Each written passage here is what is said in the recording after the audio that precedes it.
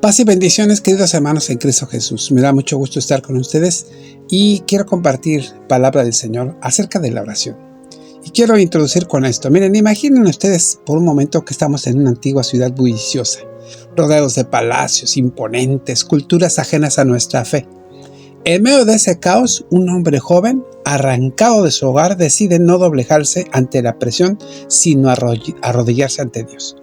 Ese hombre es Daniel, un exilado en Babilonia que nos enseña con su vida el poder transformador de una oración dedicada y constante. Hoy en este tiempo de gracia quiero invitarlos a explorar juntos la historia de Daniel como un ejemplo vivo de cómo la oración no solo nos conecta con Dios, sino que también trae frutos visibles en nuestra jornada terrenal. Yo voy a pedir que el Espíritu Santo hoy nos ilumine el corazón, mediante como vayamos meditando en esta palabra. Y vamos recordando lo que dice la palabra misma en el Salmo 34:17. Claman los justos y Jehová oye, y los libra de todas sus angustias. Prepárense, amados, para ser inspirados por un testimonio que trasciende los siglos. Quiero hacer la lectura brevemente de Daniel capítulo 6 y algunos pasajes que yo creo van a ser de nuestro encanto y deleite, sobre todo porque vamos a conocer acerca de la vida de este hombre que es Daniel. Daniel capítulo 6, algunos versículos dicen así. Pareció bien a Darío constituir sobre el reino 120 sátrapas que gobernasen en todo el reino, y sobre ellos 3 gobernadores, de los cuales Daniel era uno a quienes estos sátrapas diesen cuenta, para que el reino fuese perjudicado.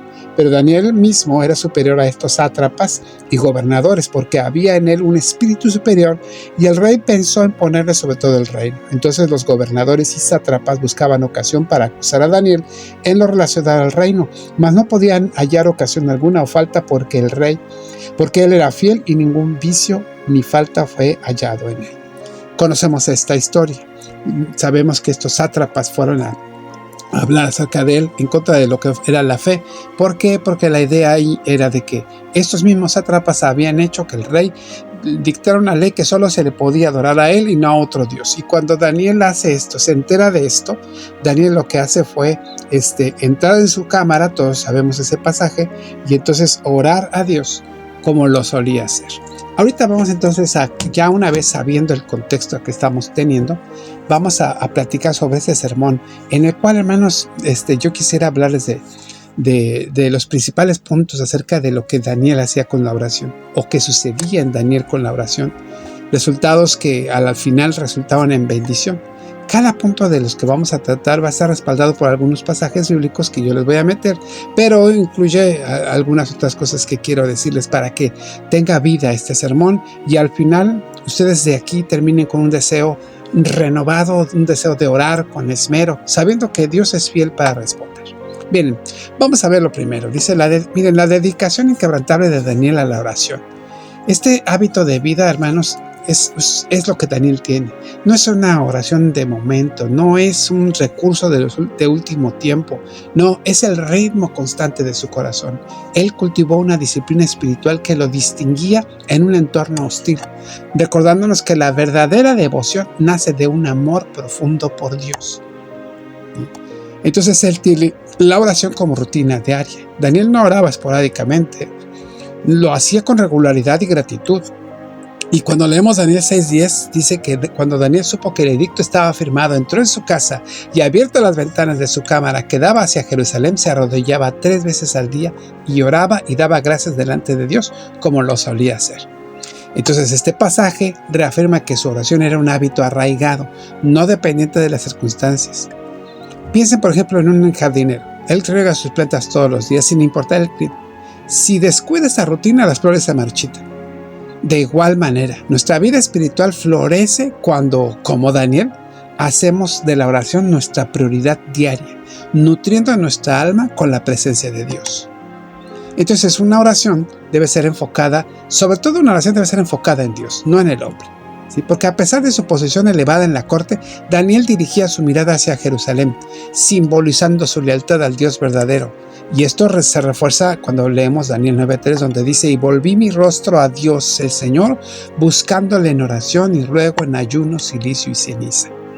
Entonces vemos un esmero humilde y sincero. Imaginen ustedes a un padre que en medio de un día ajetreado en el trabajo se detiene para llamar a su familia y expresarle su amor.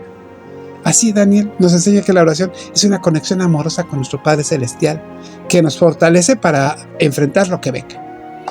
Así que hermanos, miren, los desafíos enfrentados por su esmero que él da en la oración, prueban y le refinan su fe. Entonces, amados, hermanitos, queridos, la dedicación de Daniel no lo eximió de pruebas. Al contrario, su oración lo colocó en el centro de la tormenta. Pero esas dificultades sirvieron para mostrar el poder de Dios, animándonos a perseverar cuando el mundo se opone. Animándolos a perseverar cuando el mundo se opone. Miren, hermanos, la oposición de enemigos envidiosos, siempre que usted ora, va a haber gente así. Sus colegas estaban celosos de su integridad, conspiraron contra él con un decreto que prohibía orar a cualquier dios excepto al rey, ya lo habíamos mencionado. Entonces, ahí lo vemos en el pasaje, pero Daniel era fiel, dice, no podían contra él, no había falta en él, no había ningún vicio en él, por lo tanto lo que hacían era, ellos no podían hacer nada. Por lo tanto, ¿qué es lo que hacen? Planean algo contra él. Y ese planear algo contra él era acecharlo por alguna de las circunstancias, la que sea. Y ahí lo tenían ellos. Ahí lo tenían, lo querían tener. Entonces dijeron aquellos hombres, no hallaremos contra este Daniel ocasión alguna para acusarle, si no lo hallamos contra él en relación con la ley de su Dios. Miren, hermanos, este pasaje afirma o reafirma que su fidelidad en la oración lo hizo vulnerable, pero también inquebrantable. Por ejemplo, miren, recuerden a un estudiante que en una escuela secular decide orar antes de comer, atrayendo las burlas de los demás. Como Daniel, esas pruebas no lo detuvieron. Al revés, lo hicieron brillar con mayor luz, inspirando a otros a ver la autenticidad de su fe. La prueba, hermano, suprema es el foso de los leones. Por no ceder, Daniel fue arrojado al pozo de los leones. Así que véanlo. Por no ceder, Daniel fue arrojado a los leones y una sentencia de muerte. Sin embargo, su oración previa lo preparó para confiar en Dios. Daniel 6:16 lo confirma. Fíjense, el rey entonces habló a Daniel y le dijo, el Dios tuyo, a quien tú continuamente sirves, Él te libre. Vemos cómo el esmero lo sostuvo en la hora oscura, llena de oscuridad, ahí lo sostuvo. Los marineros, en una tormenta furiosa, se aferran a su ancla. Y la oración de Daniel hacia Dios fue su ancla, recordándonos que nosotros en nuestras propias tormentas, como enfermedades, pérdidas, etc., Dios usa esas pruebas para que profundicemos nuestra dependencia en Él. Y entonces los resultados visibles van a ser allí, se van a hacer patentes, latentes. Miren, hay frutos de bendición y testimonios. Hermanos, el esmero de Daniel no fue en vano. Trajo resultados tangibles que glorificaron a Dios y bendijeron su vida. Esto nos alienta a orar con expectativa, sabiendo que nuestro Padre responde con generosidad. Vean ustedes la protección milagrosa y liberación. Dios cerró la boca de los leones, salvando a Daniel. Según Daniel 6:22, declara que mi Dios envió a su ángel, el cual cerró la boca de los leones para que no me hiciesen daño. Aquí vemos el poder protector de la oración. Un escudo invisible que protege al soldado en la batalla. La oración de Daniel invocó la intervención divina, mostrándonos que Dios cuida de los suyos en momentos de peligro. Y esto impacta en otros.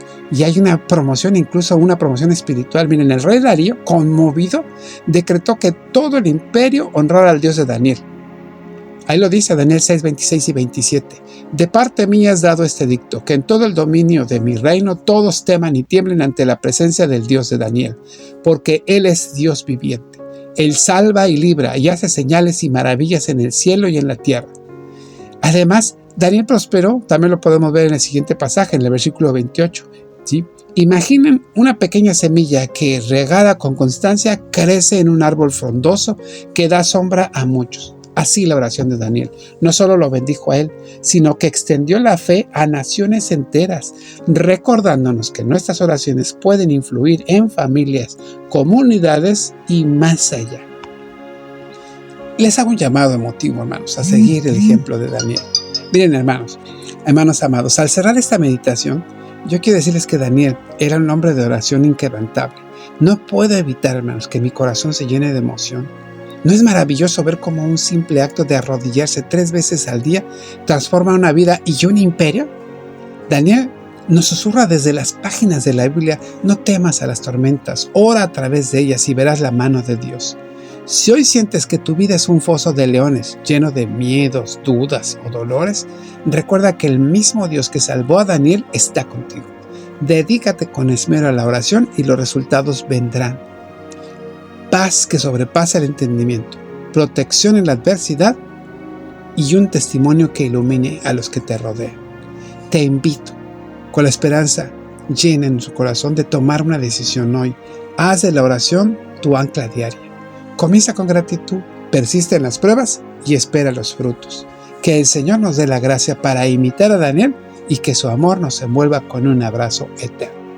Dios les bendiga.